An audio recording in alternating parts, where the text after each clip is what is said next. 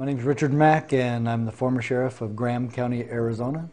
And I've been fighting and standing for freedom the last 20 years of my life, and admonishing and hoping that peace officers and sheriffs across this country would keep their oath of office and adhere to their oath of office. And today we had a wonderful rally over at Lexington Green, where the first shot was heard around the world that started the path towards the Revolutionary War. And the Oath Keepers decided to meet there, and they asked me to be there. And the relationship between me and Oath Keepers is really an automatic one. It was a very easy one, because I've been preaching about the oath of office for years and years, about 2 decades now. And their message is the same.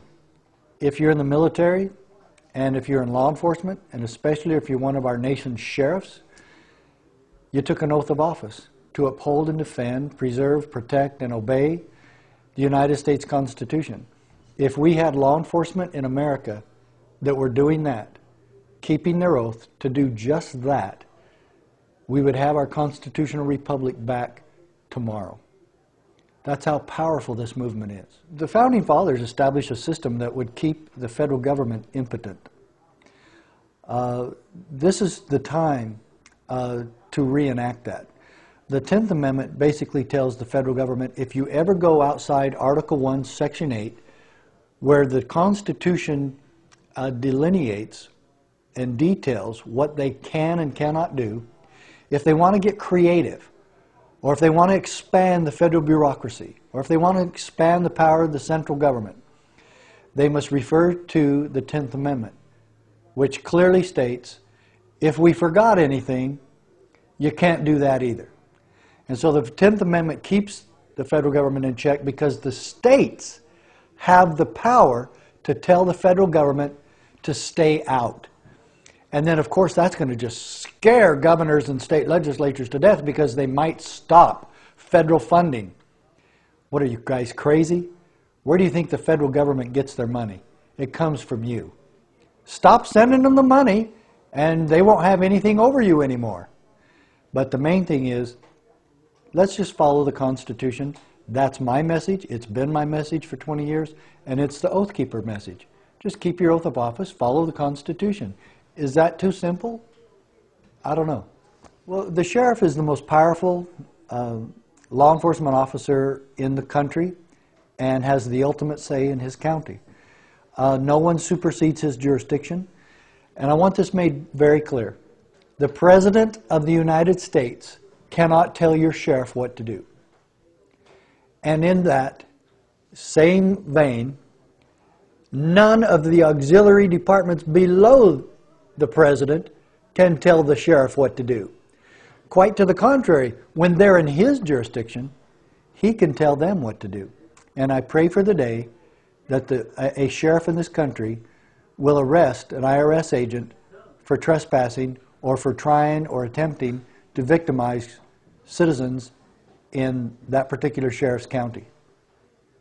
The county sheriff, America's last hope, is a detailed and documented evidence, irrefutable evidence, that the sheriff is indeed the ultimate authority in his county. It talks about the history of the sheriff, talks about the duties of the sheriff, talks about the sheriff's oath of office, and then I pose a question in the book. Sheriff, will you or won't you stand against tyranny? Can you imagine any sheriff saying no, or pragmatically saying no by what he does? This is a time for action, and this is a time for sheriffs to stand up and be counted. It's time to walk tall, Sheriff. Get on board. In 1994, I was one of a handful of sheriffs, and being the first in the country to file a lawsuit against the Clinton administration. And the long story short is, we won. And you can Google the Mack Prince, P-R-I-N-T-Z, Sheriff Prince from Montana, Sheriff Mack from Arizona. We took a case all the way to United States Supreme Court on the side of states' rights and state sovereignty and local autonomy. We won. We kicked the federal government's butt. And it was the Clinton administration. And we lived to tell about it. How about that for a miracle? And the ultimate power of this decision is that it restored the 10th Amendment to the Constitution.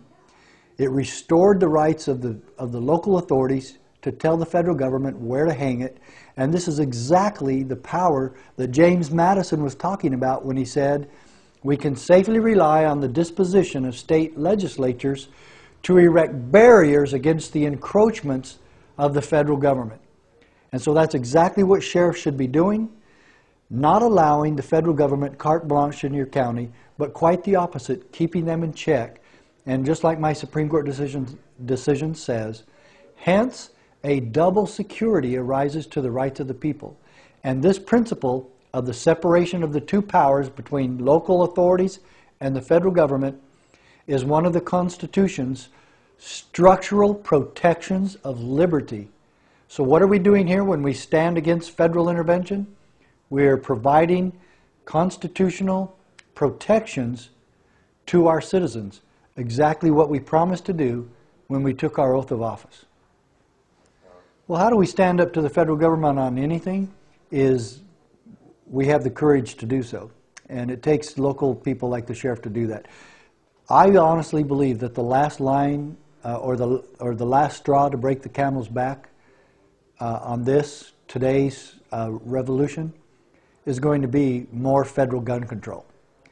I don't think the sheriffs in Texas or along the Bible Belt or in the West, even some in California, are not going to put up with any more gun control from the federal government.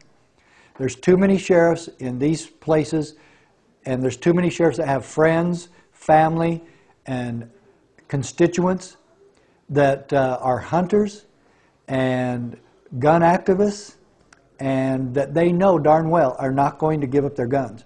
I don't care how many assault rifle bans Barack Obama creates. The sheriffs are not going to allow any more federal gun control in their counties, and like I said, I honestly believe this will be the last straw for the sheriffs in this country. They're not going to allow it. Anything else you'd like to add? I'll be home tomorrow, Mom. No, that's good, thanks. Thanks a lot. Thanks a lot. Appreciate it, you Matt. guys. Right on.